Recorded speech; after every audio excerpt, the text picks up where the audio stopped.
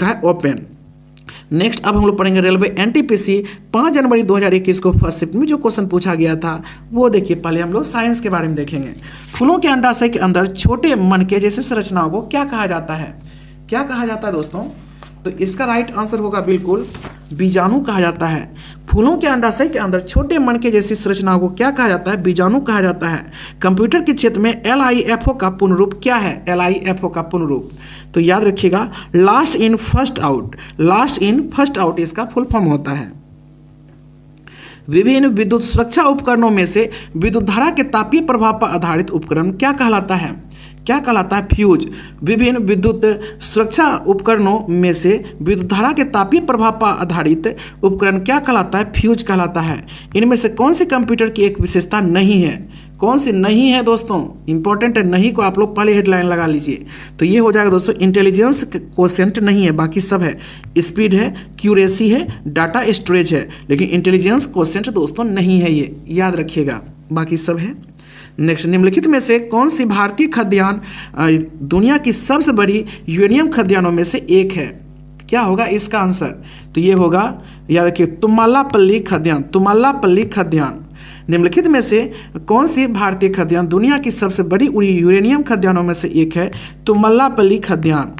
Next, Bharat में 1967 में पहला प्रयोगात्मक उपग्रह दूरसंचार अर्थ स्टेशन कहाँ स्थापित किया गया था? कहाँ स्थापित किया गया था दोस्तों? तो ये अहमदाबाद में किया गया था। सही है दोस्तों, अहमदाबाद में किया गया था। भारत में 1967 में पहला प्रयोगात्मक उपग्रह दूरसंचार अर्थ स्टेशन कहाँ स्थापित किया गया था? अहमदाबाद में। नेक्स्ट, कुछ जीव आकर्षणिक स्रोतों से प्राप्त साधारण खाद्य सामग्री का उपयोग कार्बन डाइऑक्साइड और जल के रूप में करते हैं। इन जीवों को क्या कहा जाता है दोस्तों? इन जीवों को स्वपोषक कहा जाता है। कुछ जीव आकर्षणिक स्रोतों से प्राप्त साधारण खाद्य सामग्री का उपयोग कार्बन डाइऑक्साइड और जल के रूप में करते हैं। इन जीवों को क्या कहा जाता है? स्वपोषक कहा जाता है। पौधों में प्रोटीन और अन्य यौगिकों के संश्लेषण में किस आवश्यक तत्व का उपयोग किया जाता है? नाइट्रोजन का। पौधों में प्रोटीन और अन्य यौगिकों के संश्लेषण में किस आवश्यक तत्व का उपयोग किया जाता है? नाइट्रोजन का। सूचनाओं का संचय न्यूरॉन के किस भाग में होता है? किस भाग में होता है दोस्तों? तो याद रखिए दुम्रास में होता है। सूचनाओं के संचय न्यूरॉन में के किस भाग में होता है? दुम्रास में होता है। नेक्स्ट, सामान्य परिस्थितियों में पेट की आंतरिक परत को अम्ल की क्रिया से कौन बचाता है? अम्ल की क्रिया से तो बलगम यानी मक्कस बचाता है दोस्तों। सामान्य परिस्थितियों में पेट की आंतरिक परत को अम्ल की क्रिया से कौन बचाता है? बलगम बचाता है। नेक्स्ट, निम्नलिखित में से कौन सा देश संयुक्त राष्ट्र सुरक्षा परिषद के अस्थायी सदस्य है दोस्तों? कौन सा देश? चीन है। निम्नलिखित में से कौन सा देश संयुक्त राष्ट्र सुरक्षा परिषद के अस्थायी सदस्य है? चीन है। ये तो आप लोगों को पता है, हम पांचों बता दिए हैं दोस्तों। नेक्स्ट, फ्रेशेस्ट ट्रिक याद रखिए, फ्रेश दोस्तों। कुलीन जमींदारी के पतन के बारे में सत्यजीत राय की प्रसिद्ध फिल्म कौन सी है? कौन सी है दोस्तों? इंपॉर्टेंट है, तो ये होगा जल सागर। जल सागर है दोस्तों। क्या है? कुलीन जमींदारी के पतन के बारे में सत्यजीत राय की प्रसिद्ध फिल्म कौन सी है? तो जल सागर है। अंतर्राष्ट्रीय नृत्य दिवस कब मनाया जाता है? अंतर्राष्ट्रीय नृत्य दिवस। तो अंतर्राष्ट्रीय नृत्य दिवस दोस्तों 29 अप्रैल को मनाया जाता है, अंतर्राष्ट्रीय नृत्य दिवस। भारत में राज्य पुनर्गठन आयोग की स्थापना कब हुई थी? कब हुई थी? तो 1953 ईस्वी में। भारत में राज्य पुनर्गठन आयोग की स्थापना कब हुई थी? 1953 में। भारत में राजनीतिक शब्दावली में आया राम गया राम की अभिव्यक्ति किसकी व्याख्या के लिए लोकप्रिय हुई? गयालाल के लिए। भारत में राजनीतिक शब्दावली में आया राम गया राम की अभिव्यक्ति किसकी व्याख्या के लिए लोकप्रिय हुई दोस्तों? गयालाल के लिए। नेक्स्ट, एक अलग आंध्र के लिए हुए आंदोलन को क्या कहा जाता है दोस्तों? क्या कहा जाता था? इंपॉर्टेंट है, बताइए। तो इसका राइट आंसर हो जाएगा दोस्तों बिल्कुल विशालांध्र आंदोलन।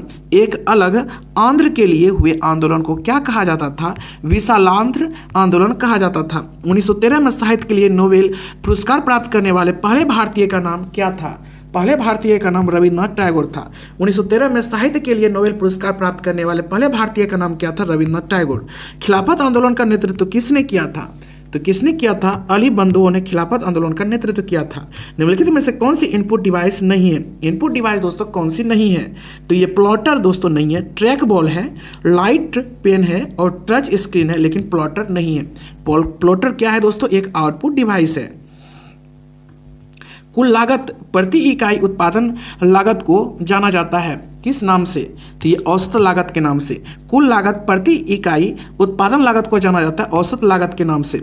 उपनिवेशिक शासन की स्थापना निम्न में से सबसे पहले कहाँ हुई थी? ये कहाँ हुई थी दोस्तों? तो ये हुई थी बंगाल में। औपनिवेशिक शासन की स्थापना निम्न में से सबसे पहले कहाँ हुई थी? बंगाल में। तमिल नववर्ष को किस नाम से जाना जाता है? तमिल नववर्ष को तो याद रखिएगा वरुसा पिरापू के नाम से जाना जाता है, वरुसा पिरापू के नाम से। पूर्वी तट का सबसे पुराना कृत्रिम बंदरगाह कौन सा है? सबसे पुराना कृत्रिम बंदरगाह चेन्नई बंदरगाह है दोस्तों, पूर्वी तट का सबसे पुराना कृत्रिम बंदरगाह। एक अर्थशास्त्र में पूंजी स्टॉक की वृद्धि शुद्ध निवेश या नए पूंजी निर्माण द्वारा मापी जाती है, जिसे डैश के रूप में व्यक्त किया जाता है। किसके रूप में व्यक्त किया जाता है? शुद्ध निवेश बराबर सकल निवेश माइनस मूल्यह्रास। शुद्ध निवेश बराबर होता है सकल निवेश माइनस मूल्यह्रास। भारतीय राष्ट्रीय आंदोलन के दौरान निम्न में से किसे मशीनों और प्रौद्योगिकियों का महिमा मंडल नहीं करने के कारण मानव समाज का प्रतीक माना गया था? ये हो जाएगा दोस्तों चरखा। क्या हो जाएगा? चरखा।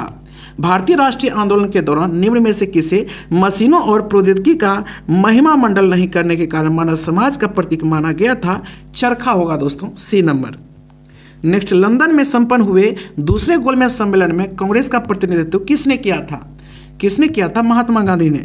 लंदन में संपन्न हुए दूसरे गोलमेज सम्मेलन में कांग्रेस का प्रतिनिधित्व किसने किया था? महात्मा गांधी ने।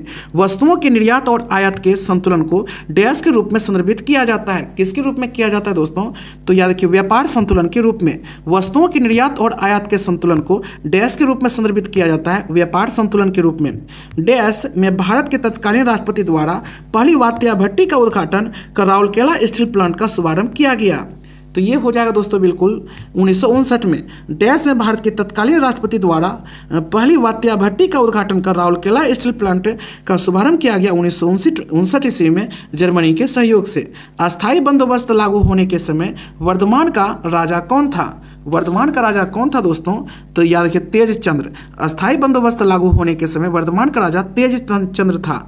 तंजावुर का कौन सा मंदिर में चोल वास्तुकला का उदाहरण है जिसका निर्माण सम्राट राज प्रथम ने करवाया था? तो ये हो जाएगा दोस्तों बृहदेश्वर मंदिर। तंजावुर का कौन सा मंदिर में चोल वास्तुकला का उदाहरण है जिसका निर्माण सम्राट राज प्रथम ने करवाया था? बृहदेश्वर मंदिर। यूएन के उस प्रमुख अंग की पहचान करें जो 1994 में निलंबित हो गया था। 1994 में निलंबित हो गया था दोस्तों, न्यास परिषद। यूएन के उस प्रमुख अंग की पहचान करें जो 1994 में निलंबित हो गया था, न्यास परिषद। शेड्स ऑफ सैफ्रॉन पुस्तक के लेखक कौन है? तो इसके लेखक हैं सबा नकवी। शेड्स ऑफ सैफ्रॉन पुस्तक के लेखक हैं सबा नकवी। यूएन के 8वें महासचिव कौन थे दोस्तों? तो बान की मून ये 8वें महासचिव थे यूएन के। भारत का 100वां अंतरिक्ष अभियान कब शुरू किया गया था? कब शुरू किया गया था? सितंबर 2012 में दोस्तों शुरू किया गया था। नेक्स्ट अब हम लोग पढ़ेंगे दोस्तों रेलवे एनटीपीसी 5 जनवरी 2021 को सेकंड शिफ्ट में जो क्वेश्चन आया था वो देखिए। पहले विज्ञान देखेंगे। निम्नलिखित में से कौन सा मुख्य उत्तक है जो